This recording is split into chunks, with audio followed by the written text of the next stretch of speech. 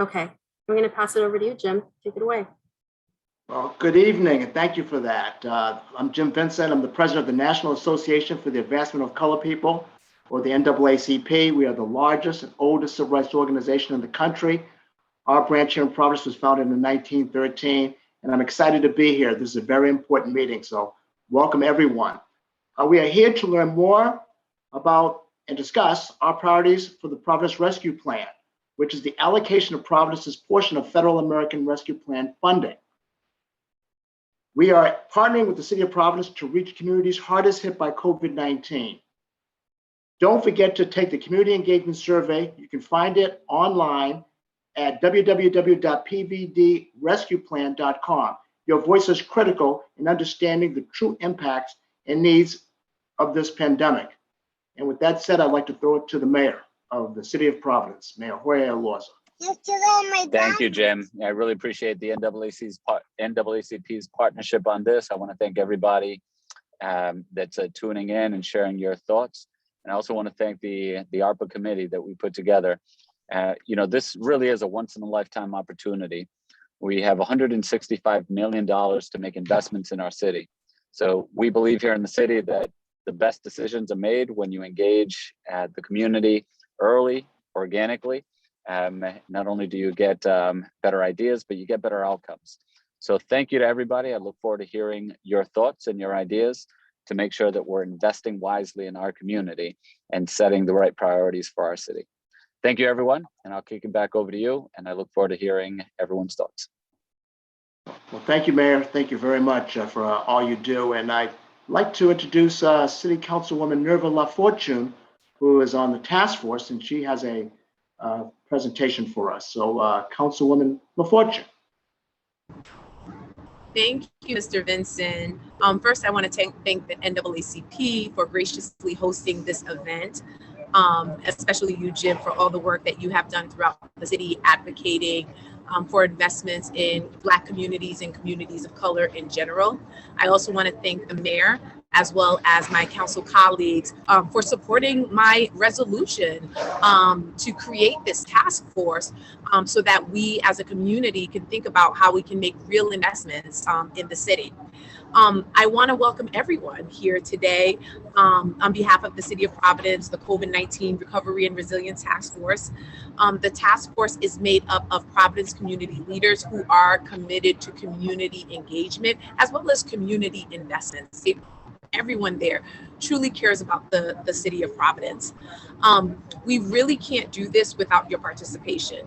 Again, this is federal dollars that are coming into the city, and we want to make sure that the investments that we're making are going to have real impact on the residents and all the communities throughout Providence. So we hope that everyone can bring their ideas, their expertise, but also more importantly, raise their voice about the issues. And I also want to say that even if you don't have a chance to speak tonight, and I hope that everyone does, there will be other opportunities for you to provide input in other engagement opportunities, and I hope that you can participate. But remember, we can't do this without you, without hearing your voice. And I do apologize for the background. As many of you might know, today there was an earthquake in Haiti on August 14th, and tonight Hope for my dear friends Norlie and Anis from Hope and Change for Haiti are hosting a fundraising event, so I stopped by to support them, but I'll be here on this session as well. So thank you all so much. I truly appreciate everyone here. The community engagement group, the mayor, Jim, task force members, including Peter Asen. I'm not sure who else is here, but everyone, Shannon, and other folks. So thank you so much. Well, Councilwoman LaFortune, we definitely appreciate what you do. You do a lot for our community, and we can't thank you enough. And next, we have a presentation, a rescue plan presentation by Diane Perdomo, Brett Jacob, and maybe Jackson Jill as well. So we have a presentation.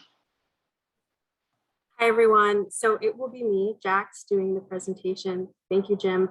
So give me a moment while I share my screen.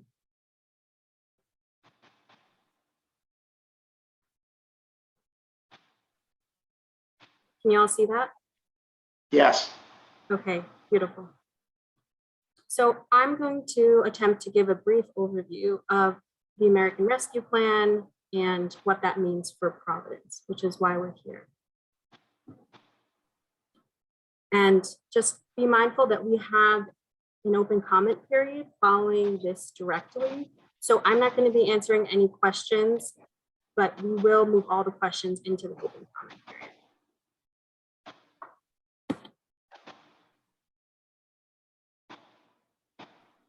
Okay, so the American Rescue Plan Act of 2021 is a $1.9 trillion economic stimulus bill. And its purpose is to speed up the United States recovery from the economic and health effects of the COVID-19 pandemic and the ongoing recession. So there are three major buckets of the American Rescue Plan. So one is the COVID relief style state and local funds. So COVID relief funds were passed as part of previous stimulus plans, and that has rolled over into the American Rescue Plan, that style of fund. So we're estimated to get about $1 billion at the state level, the state of Rhode Island, and there's another $100 million for COVID capital projects also at the state level. At the level of cities and towns, we're estimated to receive $400 to $540 million in Rhode Island, and that's administered by the US Treasury. The second bucket are direct awards. So these are funds that go to specific state agencies for dedicated purposes like education and rental assistance. And that's estimated at hundreds of millions of dollars. And that's not administered by this, that is administered by multiple federal agencies. The last bucket is assistance to individuals and businesses directly. So that looks like stimulus checks, tax credits, and more support for individuals and families. That looks like PPP loans and restaurant relief, and more for small businesses. So those are the three main buckets. So what does this include for Rhode Island? So the total local fiscal recovery fund is estimated at $130.2 billion. Of that total, Rhode Island is estimated to receive $540 million.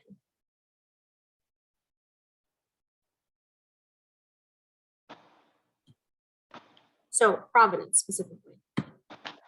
So why we're here tonight. So Providence is receiving approximately $165.8 million in federal funding. $131 million of this is coming from direct federal allocation, and another 34.8 is coming via county level allocation.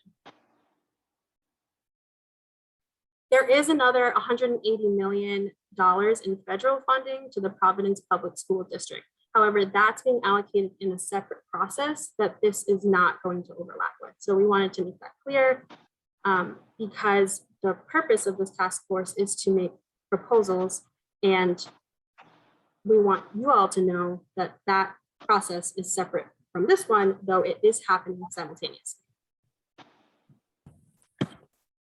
So how can we use these funds? So these funds can be used to respond to COVID-19 public health emergencies, negative economic impacts, including assistance to households, small businesses, and nonprofits. It can aid impacted industries such as tourism, travel, and hospitality. It can also be used to provide premium pay to workers performing essential work during the COVID-19 public health emergency. They can be used for a provision of government services to the extent of the reduction in revenue due to COVID-19 public health emergency. And lastly, they can be used to make necessary investments in water, sewer, or broadband infrastructure.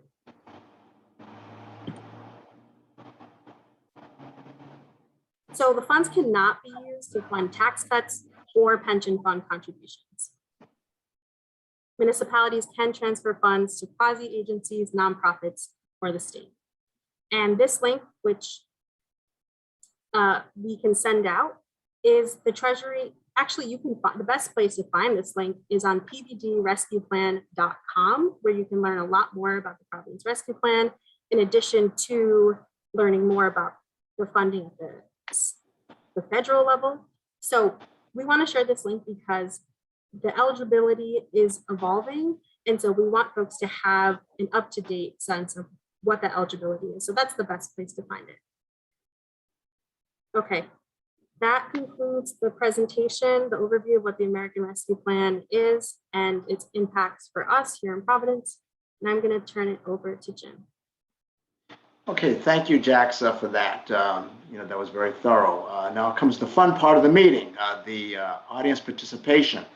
We'd like the attendees to speak to the needs and wants of the rescue plan funding, but please limit your comments to a 1 minute or 2 minute, and then wait for the response of the task force member to answer specifically and succinctly the question. So let's throw it open to the audience, and I know I have backup support for that, but be brief if you can, because we have a lot of people that may want to ask questions, and we're going to end in 90 minutes exactly. So who's the first one? I see Shirley Francis Frazier. Oh, great. Shirley. Go ahead, Shirley. Good evening. Hi, Jim. My question relates to churches. The churches in the African American community often, we assist the community with COVID fighting and the aftermath of food insufficiency, technology insufficiency, and job loss. So I'm wondering, can some of this rescue plan money be allocated to the churches, like the Only Street Baptist Church, that directly impact African American and Black and Brown communities to help them through the COVID? Thank you for that, Shirley. Is there a task force member that can respond?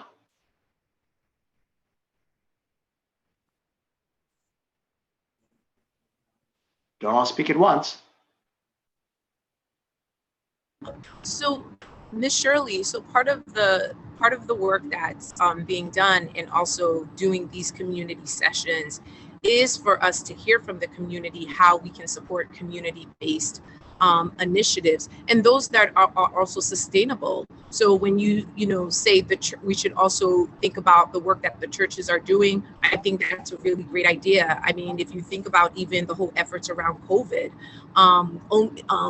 Only Street Baptist, they did a lot in terms of addressing food insecurity, as well as Camp Street Ministries, or other churches throughout the city, the AME Church with Reverend Howard.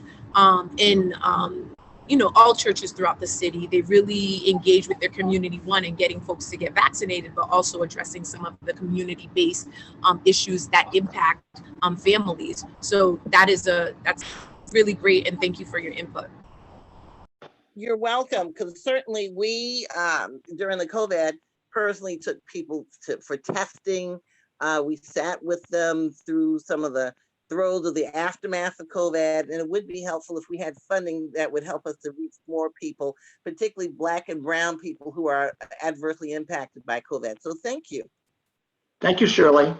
Okay, next question. Next, I see Jeremy. Okay, Jeremy, Yes. go ahead. Yes, I was wondering if there was any consideration into a mobility park, a flat track, or anything that deals with the ATV and dirt bike situation that we have here. Are we looking to mitigate any of these circumstances that we are dealing with? And if so, how, and what is the plan to self-mitigate this situation?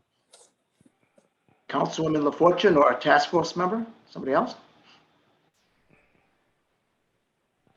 This is Peter Ace, and I'm work at the Providence Housing Authority, and I'm on the task force.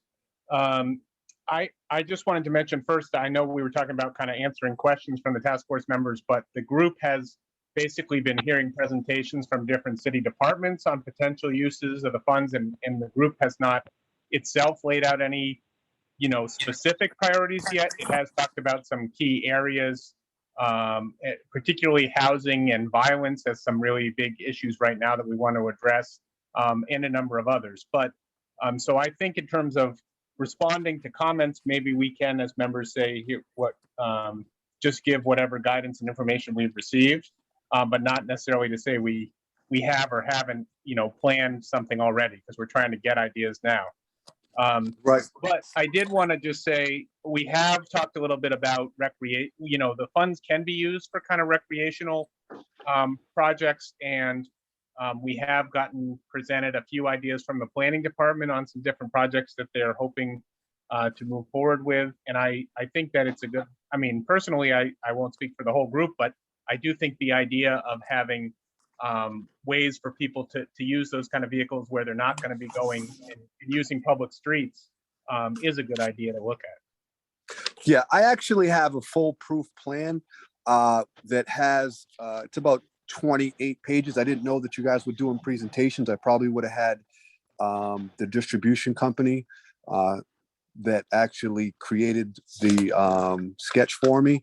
But I actually have a educational platform, and it would be a driving force, not only to mitigate the usage of the ATVs and dirt bikes, but also would be used as a platform to educate. This is a complete mobility and research park, and there's a few locations that could be used as test beds.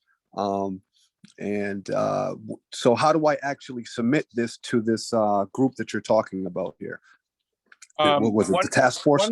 One thing just to know is, right, the task force is meeting every Friday at noon. It is in person in City Hall, and there's a limited amount of space there in person, but it's also accessible on Zoom as well for the public. And we are having public comment every week, which people could do if they're in the room there, but you can also do remotely as well. So that is an opportunity to kind of bring information to the whole group. And Friday also, at 1 o'clock? Jeremy, I'm going to add 12 to 1. Councilwoman? So, I'm so sorry about that. Jeremy, one thing to think about too, I think there's a lag too in just my internet. But one thing to remember too is that there is part of the stimulus funds, there is also a transportation infrastructure and other infrastructure funds that are coming in. And just thinking about, and this is great, that you've been doing some research and looking at, and also started putting together a proposal on different areas where we can have designated off-street areas for recreational use. That's also something that we should be talking in partnership with the state, because that area might not necessarily be in the city of Providence. But I think that's a really great thing for us to look at. I hope that you can join the meeting and also be able to submit your presentation and can present to the group. But I would also encourage you to also talk to the state level task force as well, so that's something that's also in their purview. Yeah, that would be great. It's a very community centric opportunity that could really stimulate the current usage of ATVs across the state. And I think, like I said, it's prepared, it's completely already, it's private and confidential, but I would give it to the right hands and let this go if it was in the right hands. But I wanted to make sure, who I was giving it to first, but it's already completed. Well, thank you, Jeremy, for the question, and thank you for all that you do in terms of preparing on that issue. And I think you have a clear path now. And thank you, Peter Asen, as well. I think we got about 3 or 4 hands just shot up. So let's move to the next person. And thank you, Councilwoman LaFortune, too. Next person. I see Ms. De Los Santos. Doris. Doris, go ahead. Hi, good afternoon, everyone. And Good thank you afternoon. for Yes, so good afternoon, everyone. And thank you for this opportunity and for bringing all of us together to have this conversation. So I just want to, more than a question, is a plea to ensure that as we are stewards of these public dollars, we make sure that we remember that these dollars were allocated to support and to increase the safety net for communities that were mostly affected by COVID in the pandemic. And I will encourage that we go back to those places, that we can map it out in the city, and that those communities that were tremendously affected also get the benefit of the investment that is going to be made with these dollars. So I know that needs are great across the board in many different sectors. But again, let's go back and look at the data. Let's go back and look at which communities are we talking about, so that this investment is made to support the advancement of these communities at all levels. I understand that there is a funding set aside for schools, and that's part of a different set of funding. But let's look at those buckets that are going to allow to these communities to advance and progress and do better, so that we go back, but that we go back to a better place than where we were. Doris, well said. Is there a task force member that would like to respond to that? I can respond. Hi, Doris. My name is Shannon Carroll, and I'm the Executive Director of Genesis Center. And for those of you who are not familiar with Genesis Center, we're a community-based organization in 02907, and we serve a lot of low-income individuals, immigrants, refugees with English classes and workforce development, and we have an early learning center. And just as everyone has said so far, there have been populations that have been disproportionately negatively affected by the pandemic. And the whole purpose of this task force is to take this once in a lifetime opportunity of an influx of funds to really listen to what people are saying, particularly in those hard hit communities. And, when Shirley mentioned the churches, Genesis Center is a community-based organization. There are other community-based organizations. I think we really do need to reach out to those people in those neighborhoods and really figure out where the needs are. So, as Peter said, it's not so much questions, because we've been meeting about the task force and getting presentations, and no real decisions have been made. But I see this as the first step, and the more we can have with these community meetings to really pinpoint what the needs are and really listen to people, I think that's where we want to go with this. So I appreciate your comments, Doris, and everyone else's as well. Well, thank you, Shannon, for that. Thank you for everything you do at Genesis Center. Let's take another question. I see next we have Eubanks James. Eubanks. Yes, can everybody hear me? Yes. Hi, how you doing? Thank you for the opportunity to speak. My question pertains to the young adults. We're plagued with violence in our inner cities communities. And part of that, I think, is because there's things called ELO, extended learning opportunities, or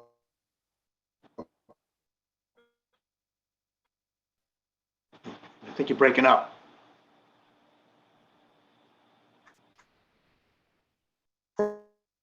Can't hear you. Programs that we need to provide for. You're breaking up. Is that better? Can you hear me? So look, yeah, I can hear you now, but we couldn't hear what you said, so you got to repeat it. Okay.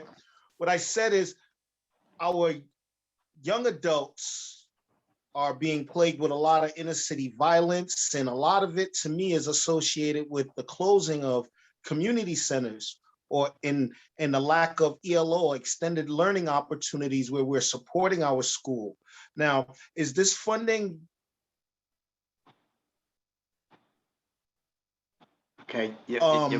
Possible to be allocated to community centers and things of that nature? Okay, he broke up a little bit, but I think we got the gist of the question. Is there someone in the task force that can answer that? Anybody from the task force? This is Peter. I do think it can go towards those purposes, both the city funding, but also the school department funding. I don't have all the details on this, but I do know there was some initial immediate priorities that the city council and the mayor passed in advance of the task force work, and some of that had to do with youth employment opportunities. So that part is already being rolled out.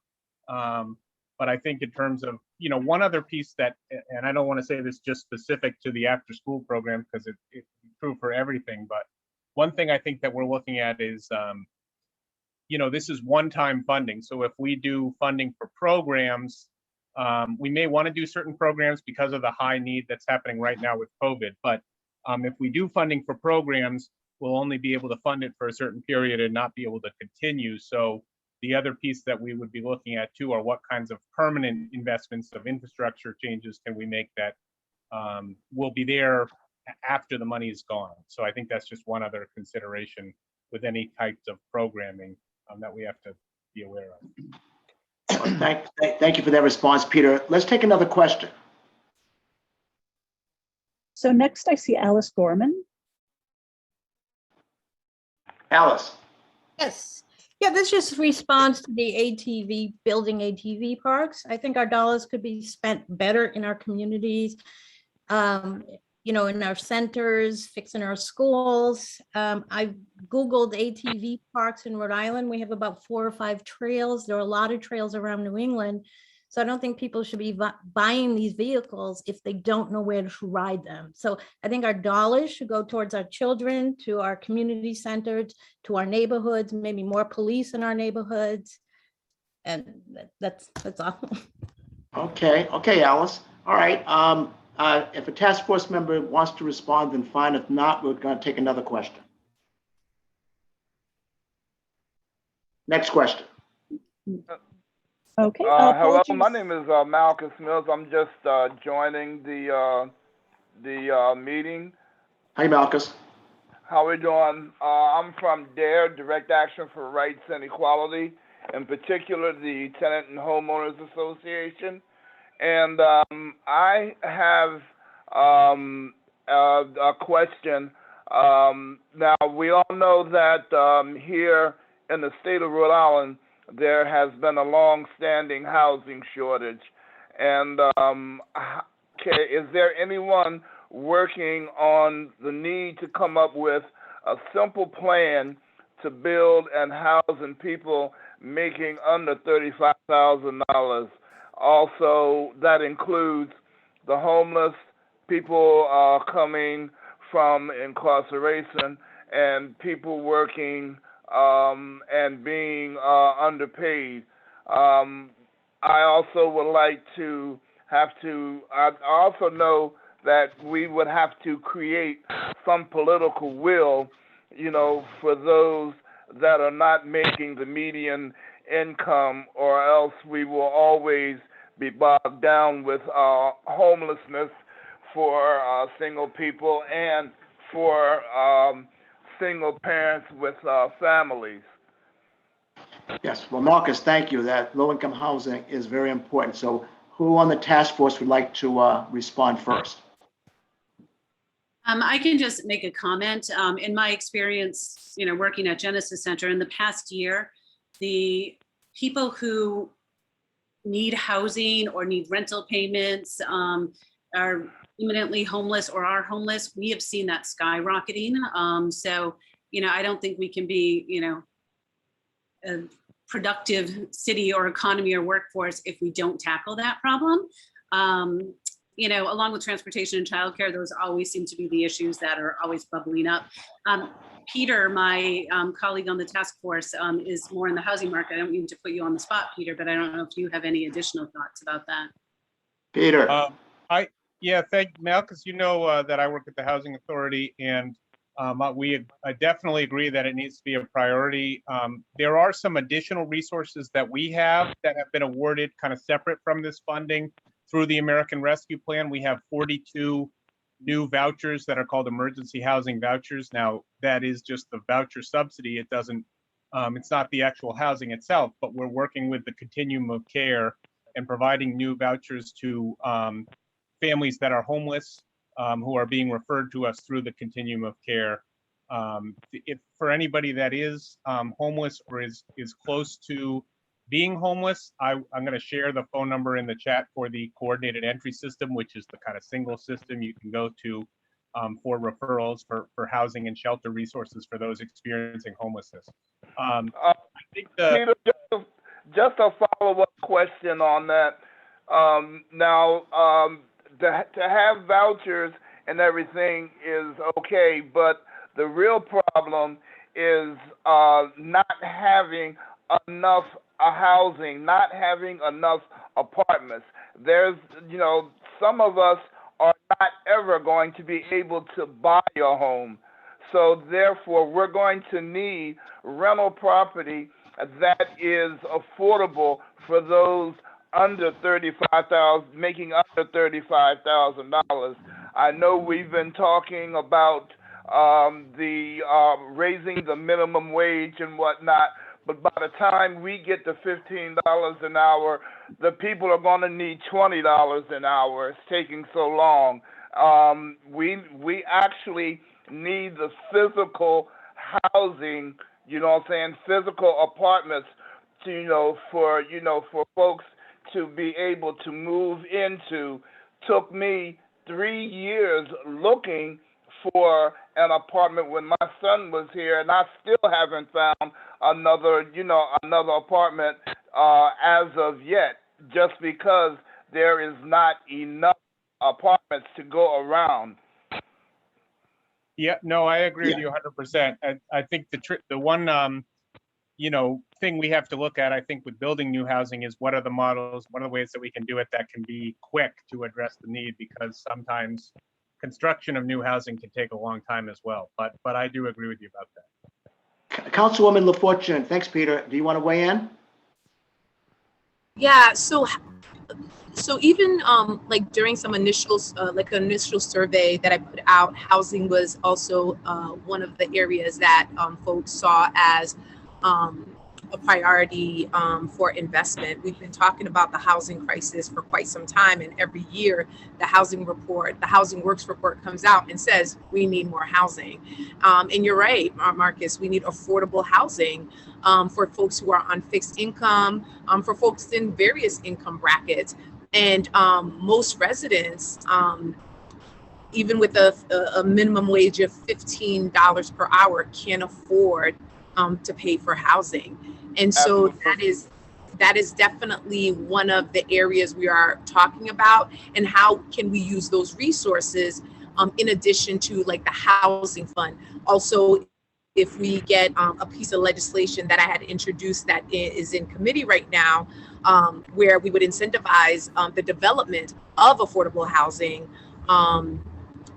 based on the AMI, I think those are all tools that we can use to increase the housing stock and to make housing more accessible to all residents, regardless of their income bracket. Thank you, Councilwoman. If there's nobody else in the task force that would like to respond to Malcus, I'm going to go to another question. Thank you, Malcus. That was a very good question. Thank you. Thank you, Malcus. Great. Next question.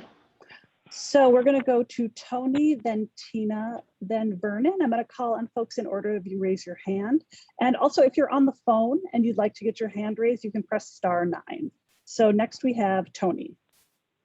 Tony. Go ahead, Tony. Hi, Jim. Thank you, Mira, and everyone who put this together, Jim and the NAACP and Jax and the mayor's office. I really appreciate this opportunity for community input, and I hope they continue. That's always the key to a successful program like this, is maximum community participation to identify what the needs are, but also to identify the right way to address those needs. So I hope this continues. But I did have a question for anyone who can answer it from the task force or the council. Could you explain to everyone here what the formal approval process will be for allocating these funds? And also, what is the timetable? Who wants to take that? Councilwoman LaForte, you want to take that? Yeah, yes, that's fine. So the role of the task force is to, based on the community input that we get, meeting with community members, gathering information, looking, reviewing the surveys, is to provide recommendations in how the funding should be allocated.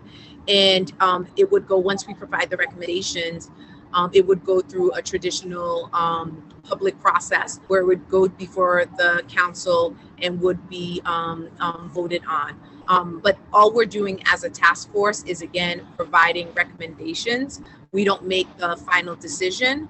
But again, this is why we need the community to be involved and engaged in this process, because we're going to need your help. It's going for us to make sure that whatever the recommendations are, you're holding us accountable, is the recommendations that are based on what the community is saying is a need. Now, let me be realistic. We're not going to address every need. It is a significant amount of money, but if you think about just the overall need of our communities, it's far greater than the funding that has been allocated.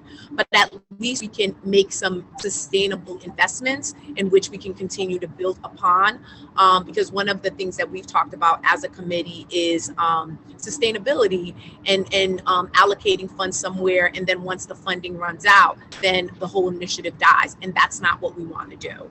And so again, we'll provide the recommendations and it'll go through a process, but that's why we're involving the community, and we also hope that community participates, and also reach out to the city council members to make sure that those recommendations are approved. Well, thank you, Councilwoman LaFortune, and thank you, Tony, for that great question. Can I follow up real quick, Jim? Yes, you can, Tony. Go ahead. So, Councilwoman, if I heard you correctly, it sounds like this 165.8 million, which I imagine will not come in all at once. It will come in a series of allocations from the federal government. Would then go where? To the general fund to run through the city council finance committee and the mayor's office? So remember, 42 million of those funds have already been spent. And just a reminder, that's one of the reasons why I didn't vote on the budget, is because that 42 million that was spent did not go through a community process. So there were allocations that were made, and allocations into community initiatives. But again, I mean, this is public dollars, it's federal dollars. So all of that should go through a community process. But yeah, so we'll provide the recommendations, and once we have the recommendations in, we'll submit it to the mayor and the council would vote on it. And thank you, Councilwoman LaFortune. What's the timetable? What did you say, Tony? Timetable. What's the timeline? So we're going to be, throughout the course of this these next few months, we're actually meeting. We're listening to presentations. We're going to partake in community engagement opportunities. So this is one of many. So hopefully at the start of the next fiscal year, because we also do have some time to allocate the funds, we can start, we can put together our recommendations to present to the mayor and the council. Who's the legal applicant? Who's the legal applicant for the funds? Is it the city of Providence or is it the city council? The legal applicants for the fund? Legal applicant, yeah. So the federal funds were allocated to the city of Providence. Right. And did the mayor have to apply for that with the concurrence of the city council? No, remember, those were federal funding that was voted on, that were distributed, and it was based on the city size.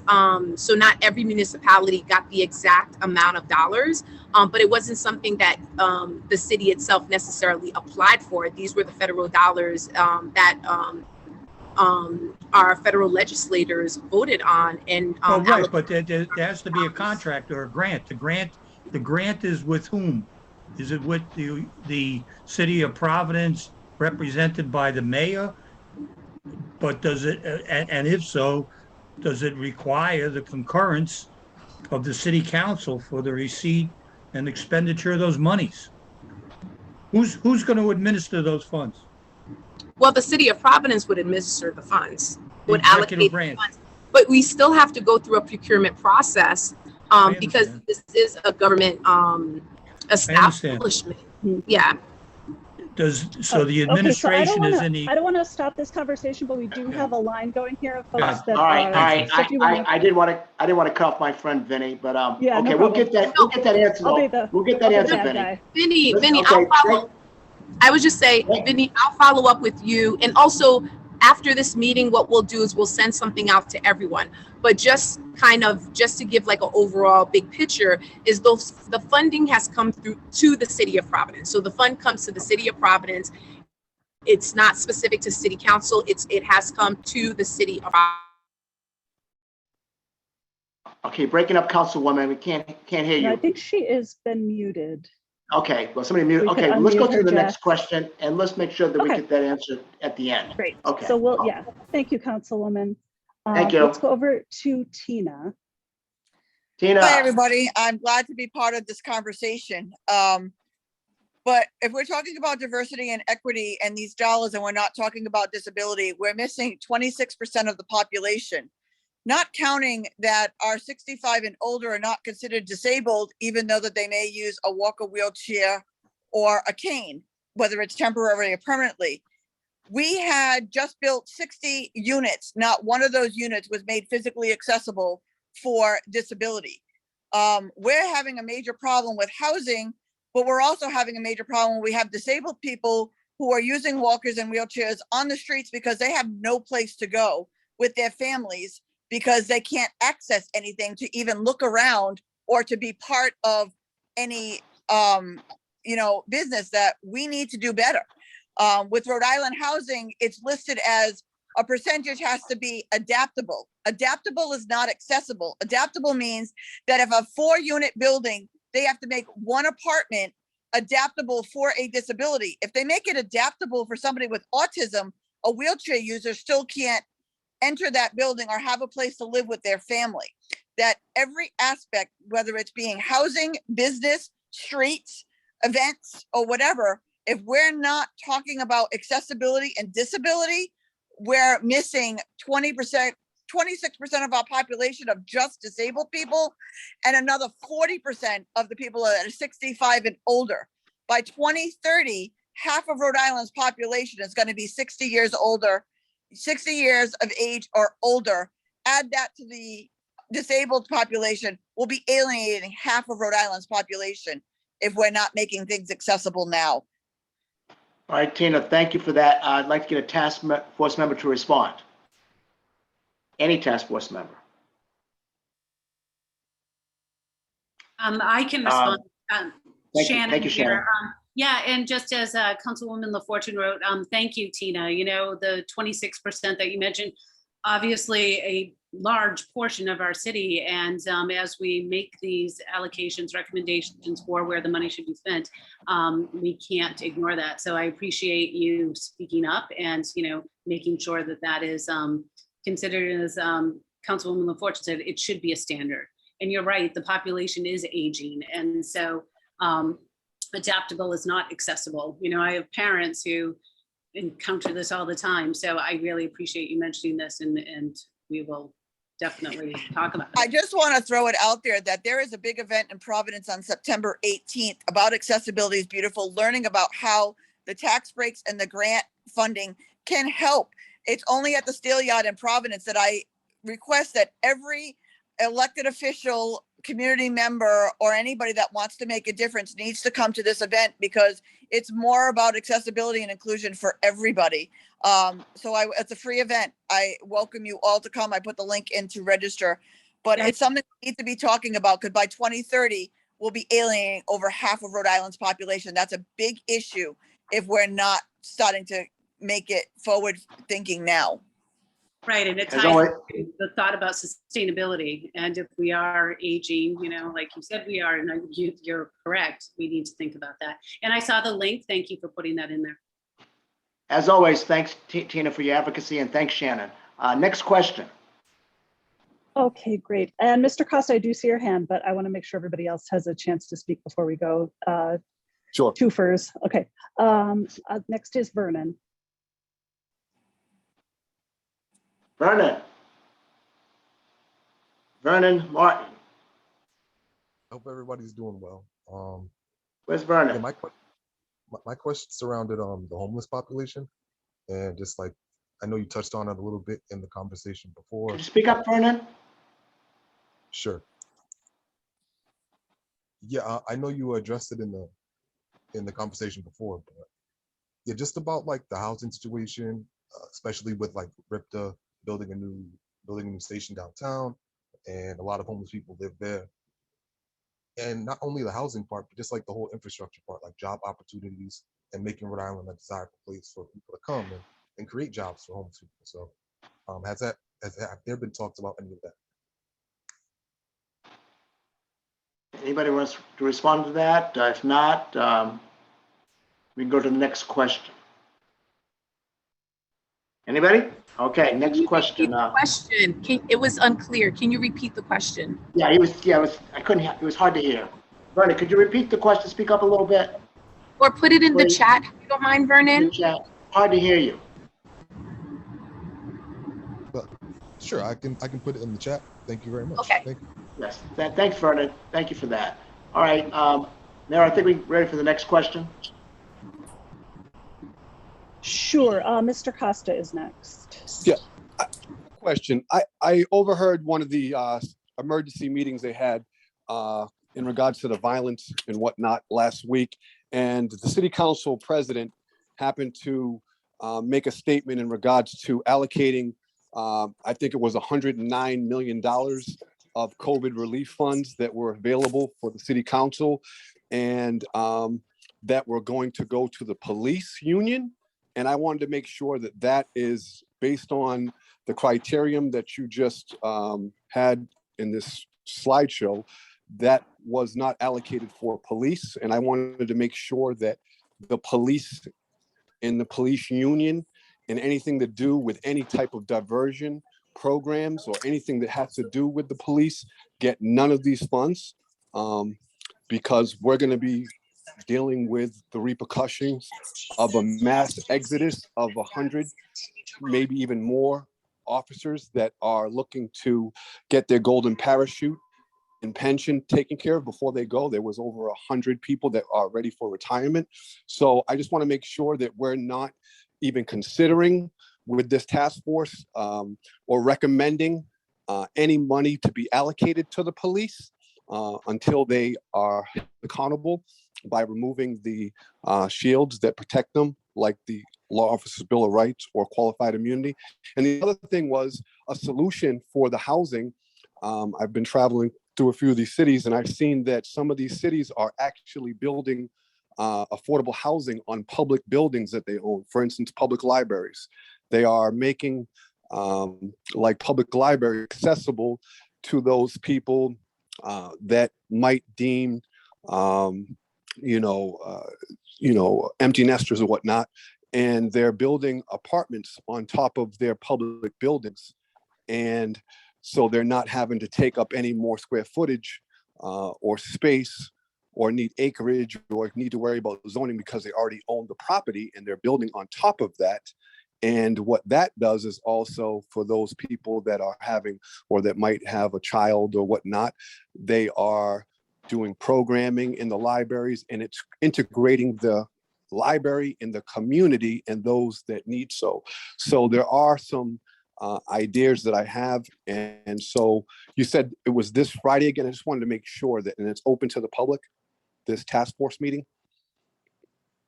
Yes, Okay. yes. And yeah, and if someone could answer that question, I just want to make sure that that someone is going to answer the question in regards to making sure that this money is not allocated for police in any way, shape, or form, any back pay, any hazard pay, or any type of retirement or pension or hiring of any type of officer whatsoever. I just want to make sure. So Jeremy, I just want to say that there are some guidelines for this funding. One of the guidelines is that we cannot use it to address any type of pension issue.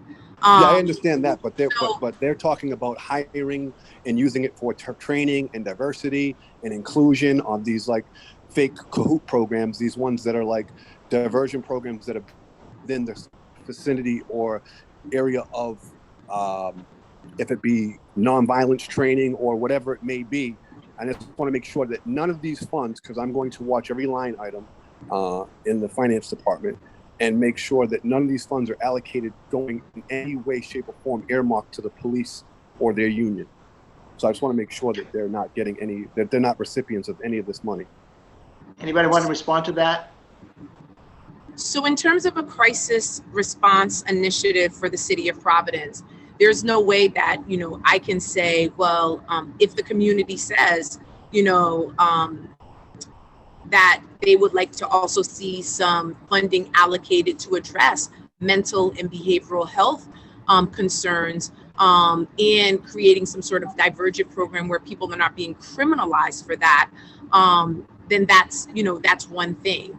But again, there's some guidelines. And one of the things too that we can do is also make sure, which we've shared, but we'll be sure to also follow up so that everyone knows what the guidelines the federal government has set around spending these types of funds. So that way you can see that there are certain things that we just can't do with the funding. But again, we're going to listen to the community, and the recommendations that we provide will be based on community needs and what the community thinks should be a priority for the city of Providence. But thank you for that. And also thank you for holding us accountable. Yeah. What about the election that's coming up? There's a lot of city council members that are going to be leaving that have term limited. And it seems like we're going to be putting our decisions in the hands of people that are term limited in regards to this one-time blessing. And I think that that should be postponed until after election. Is that possible? Well, remember, we have to spend the funding by a certain time. But one of the things, Jeremy, I want to say is that I want to make sure that we can hear from as many people as possible, and just kind of looking at the time. So if you want to put some concerns, that would be great. And also fill out the survey. That would be really, really beneficial. We'll again post the survey link in the chat. But I just want to make sure that there are 51 people, participating on this call, and I want to make sure we get as many community input. No problem. Thank you. Thank you. Thank you, Jeremy. Thank you again, Jeremy. And thank you, Councilwoman LaFortune. Let's get to the next question because, yes, we have about 28 minutes left. So I'm going to circle back to Vernon's question. We had a hard time hearing, but he's written in the chat, have there been any talks about the homeless population in terms of job creation, and also how to make Providence a more desirable destination for companies to bring jobs here? Who wants to take that? Somebody in the task force? I can just a little bit. We have not, like I said, I think we're thinking of this more as a listening session where we can just kind of get input because the decisions and recommendations have not been made, but a huge emphasis is on workforce development. We know that you cannot have a thriving community if you have a bunch of people out of work, and you can't, pay rent if you don't have a job. And, that goes into car ownership and, all of these things that, are vital to, having a successful and a financially viable life. So workforce development, whether you're dealing with people who are homeless or formerly incarcerated or low skills individual. We have a lot of people in Rhode Island who lack foundational skills in math, reading, a lot of limited English proficiency folks. And so I think the workforce development realm is getting savvier with contextualizing a lot of our trainings to meet the needs of people where they are and get input from employers. So I would be very surprised if some of this money did not go to workforce development and through both job training and job creation. So I think that's likely. Well, thanks, Shannon. I think I see two more hands that just shot up, so let's get the next question. Thank you. Great. So next I see Tamika Johnson.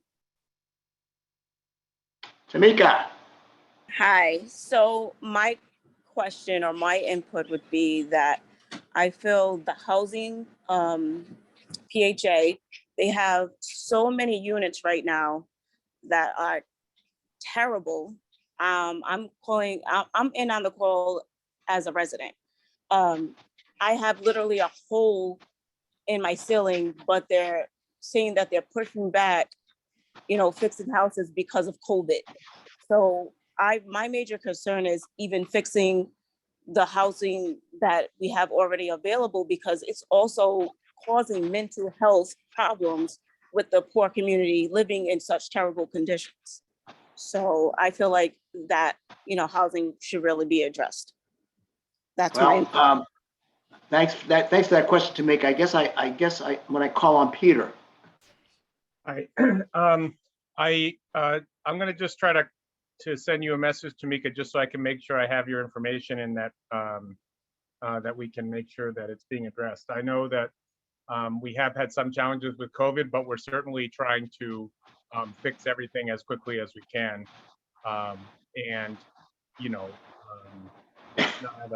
It's not acceptable to have those type of things not addressed. So we'll try to make sure we can do that. Thanks, Peter. Thanks, Tamika. Next question. Next is a phone number. I believe it is Malchus from Dare. So before I call on you again, I'm going to go down to Suzette and then we can circle back if we've got time. That's all right. Okay, Suzette. Hi, everyone. I just had a little, I might sound or appear to be scatterbrained because I know we're short for time. But I was looking at the lack of mental health providers that are out here in our community for a lot of these people that are homeless, those that suffer from substance abuse, those that are going through the COVID, even enduring, with being at home with the families, and what is to be done or what is being done more with that. A lot of people can't or don't have the insurance that can provide them to even go into a treatment and or get the necessary detox that they need and or help. So that was one. The other was about the youth employment that I had overheard. I'm not sure if it was NERVA that they spoke about, but is these employments that can help the children during the school year as opposed to the summer? And so this is kind of like a list of questions. You can put the answers in the chat if you choose. But I had, I think there was one more where the young lady that spoke about in terms of the housing. Now, I have a couple of my my adult children that live in public housing. One is in a situation where she has one child, and yet the more she makes, the higher her rent is. And so to live in Hartford Projects at paying almost close to $1,400 a month, and there's they really don't clean like they should. The hallways are consistently smelling like urine. There's excessive amounts of mold within that entire building, especially up in the Whalen Road area. And then there's another child that I have, adult, that is in a 2-bedroom apartment with 3, soon to be 4 children, and they are doing absolutely nothing to move her. So I just kind of tend to wonder where, like, a lot, when all of these different monies, these children are these adults are trying to make better with their lives, but yet they can't even have the anything to help them save to be able to even get out of the projects. And so what is being done to help them in that area? And for now, that'll be it. Anybody want to take that? Okay. Peter? I'll just, a couple quick things I could just mention that it is true that when your income increases, then we have to, by the HUD rules, increase the rent.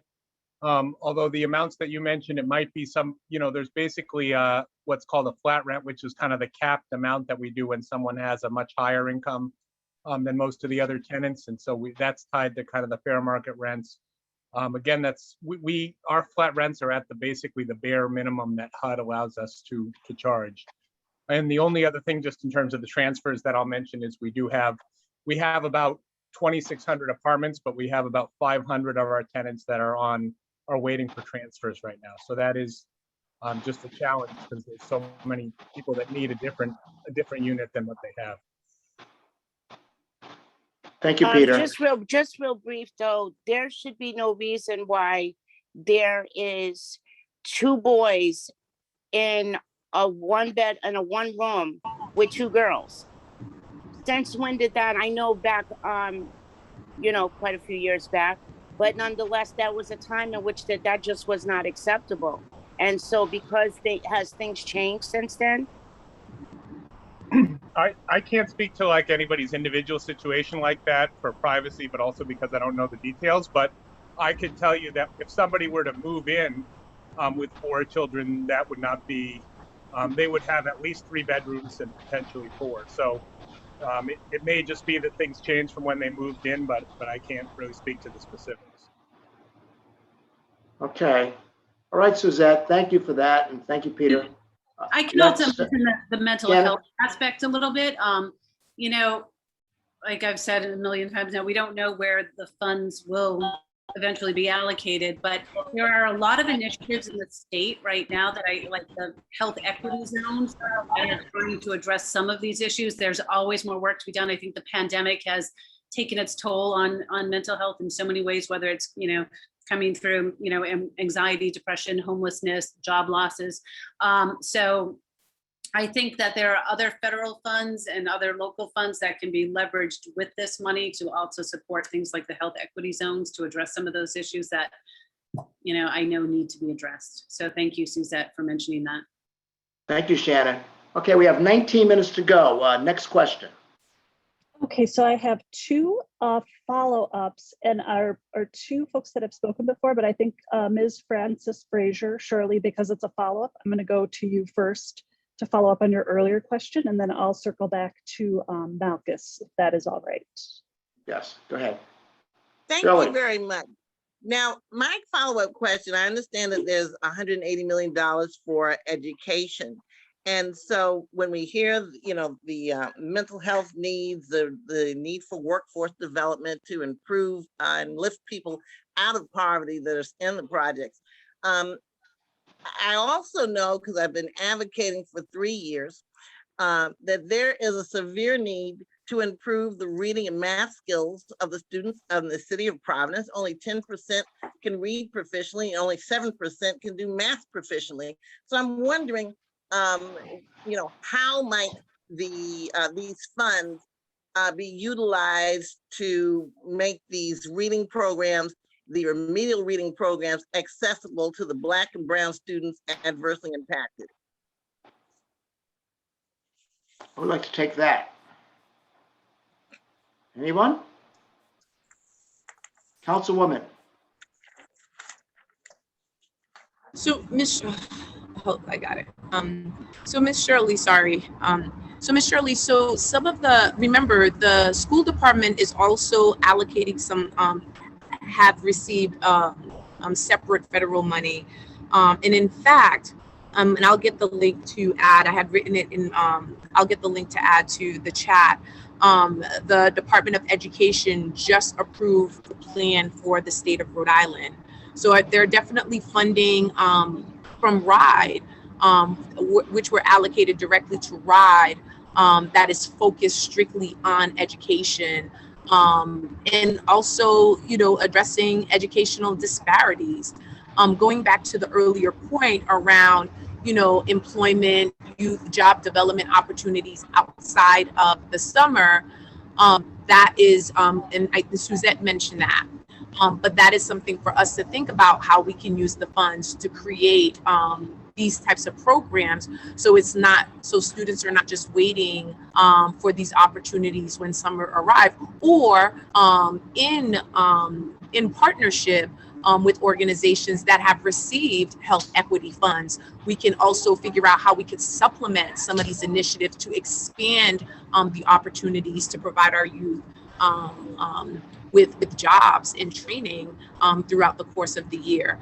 And so one of the things to think about, again, is this is a listening session for us. There hasn't been any decisions made. And what we are doing is listening from you, how for you to provide us with some input recommendations that can inform how we put together our recommendations. But this is wonderful, and the input that has been provided now is great. And another point to remember is that, from the very beginning, we said sustainability is key. So we just don't want to invest in something that's going to die a few years later, or won't be sustainable. So thinking of how can we also partner with community centers, community initiatives that are already doing the work, so that they could expand those opportunities to support or to have a greater impact on our communities. And that's one of the things that I hope to do, because I don't want to, what I don't want to see is for this group to be recreating the wheel, but more so supporting the work that's already being done, and making sure that it's sustainable. Yes, well, I certainly agree. Unfortunately, there is no work being done. So I will certainly make the proposal that the education funds be used to raise the reading and math levels. Thank you so much. Thank you. Thank you, Shirley, for the question. Thank you, Councilwoman. I think we're going to circle back to Malkus. Yeah, that's next. Malkus Mill. Yeah, can you hear me? Yes, you're breaking up a little bit. We can hear you. Okay, I'd like to turn back around to the point that Suzette was making and talk about code enforcement for housing. We seem to have a real problem with code enforcement, because either we don't have enough, or they haven't any teeth to make landlords do what they need to do to property to keep it up to a standard where it's livable for folks, especially for families and whatnot. And also, I'd like to have an answer as to how much of this money is going to help people from being evicted because of the shutdown, because of the pandemic shutdown this past year. Who'd like to take that? Peter, can you answer to that? Yeah, I can answer something that's a little different, which is to say, we at this point, I know that the original allocation, there was a $500,000 kind of homelessness initiative included. But in terms of the rest of the money, what will be allocated is up in the air. But the state of Rhode Island, through Rhode Island Housing, does have $200 million in emergency rental assistance. So I did want to just mention that anybody who is behind on their rent now should go to rentreliefri.com. And there are also some community agencies that can help people with applying. Basically, with those funds, you can have up to 12 months of your rent paid, including up to 3 months into the future. If basically your income right now is low and your rent is relatively high, you can get the future months. But the back months basically is to try to make sure that we don't have evictions right now, and the funds get paid, to the landlord, and they're also working at the courts when people come into court to try to get them into that program and make sure the courts do not move forward with evictions there. So I would encourage anybody who's facing any back rent to apply as soon as possible, because the current eviction moratorium is only till October 3rd.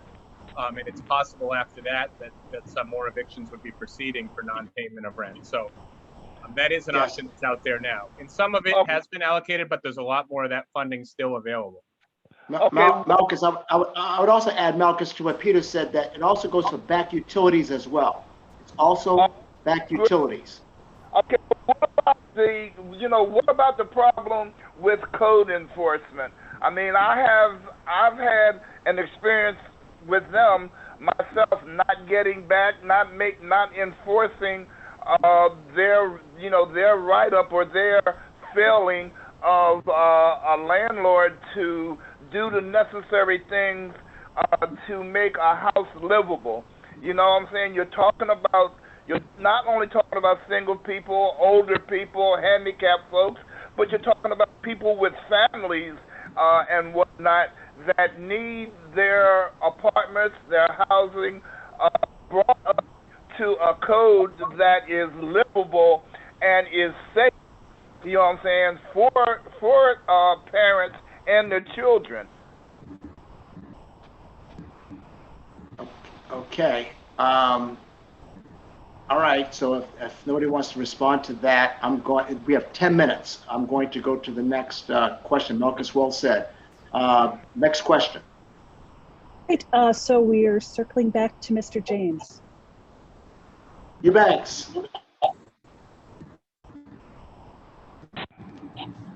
Eubanks, we can't hear you.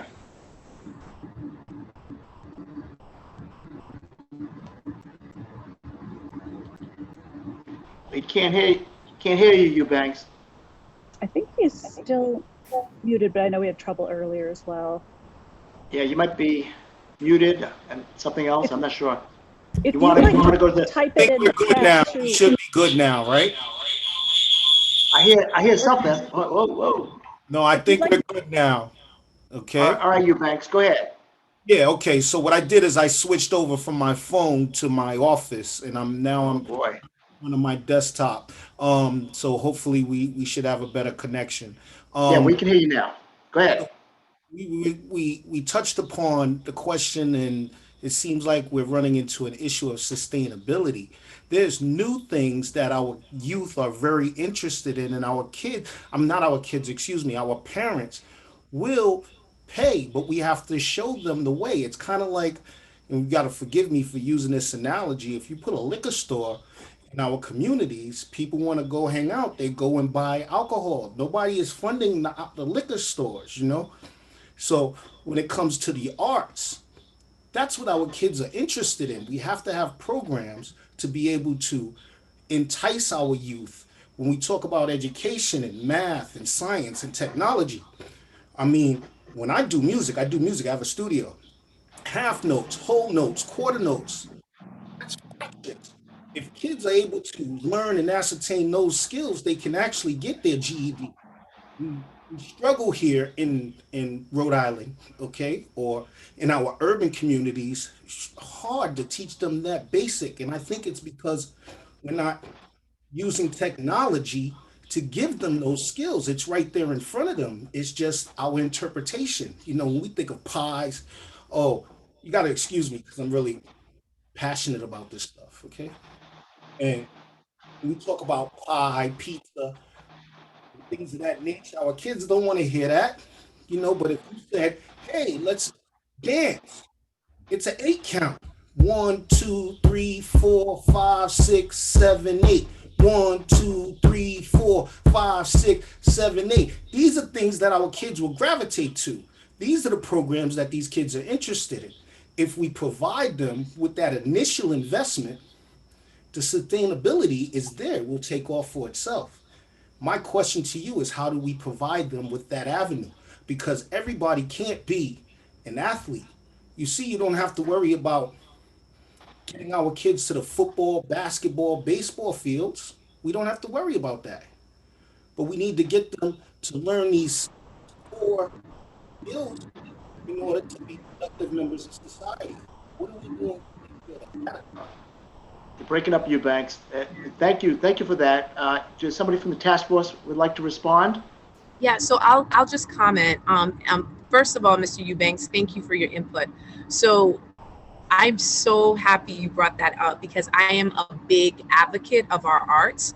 I'm in our arts program in arts education. In fact, both of my sisters graduated from Hope High School, and they were both part of the art magnet program that they had, the art and theater program that they had at Hope. And in fact, one of my sisters, who's now in education, has gone to the school department to talk about how transformative expressive art has been for her. And so I agree, working to provide more opportunities through arts, because one of the things that art can do is, one, provide our young people from various backgrounds a space for them to talk about who they are and to also heal, to express themselves, to create.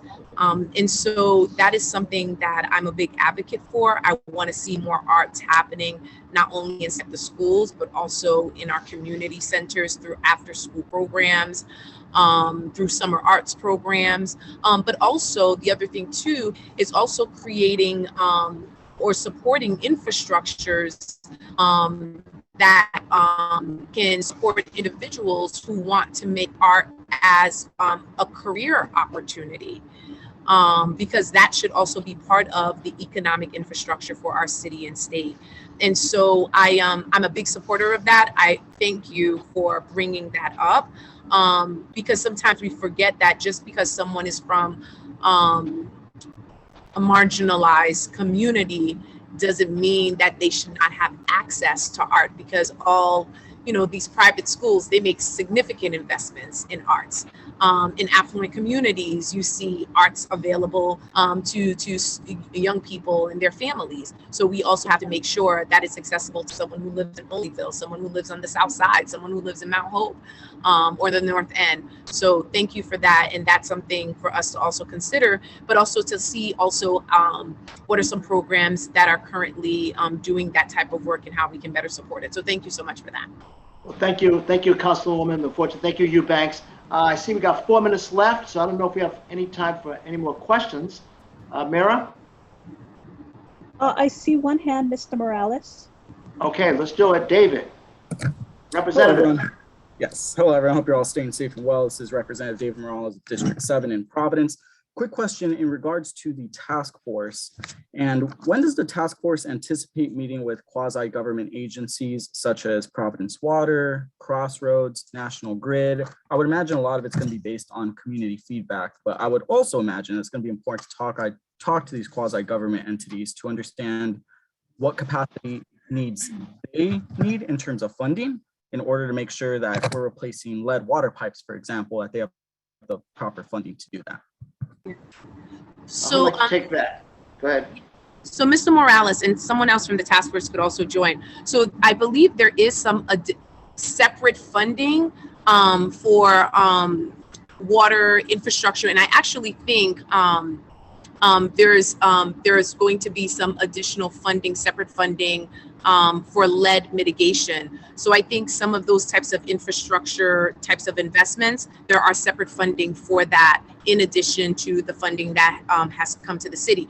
But we also, if we're thinking about making some infrastructure investments, we also need to make sure that we are meeting with those entities to know what the needs are, so that when we're providing the recommendation, we can take into consideration what are resources that are coming to them, and also to consider the city budget and also resources that we may possibly be able to use to address some of those needs. So thank you for that. Well, thank you, Councilwoman, and thank you, Representative Morales, for the question. Mira, we have like 2 minutes. Do we have any more questions, or do you want me to wrap up? We don't have any more hands up. I think you could wrap up. All right, well, this has been great. The questions have been robust. There's been some good dialogue, some really good stuff. People have been taking down every single word. So believe me, it's been transcribed.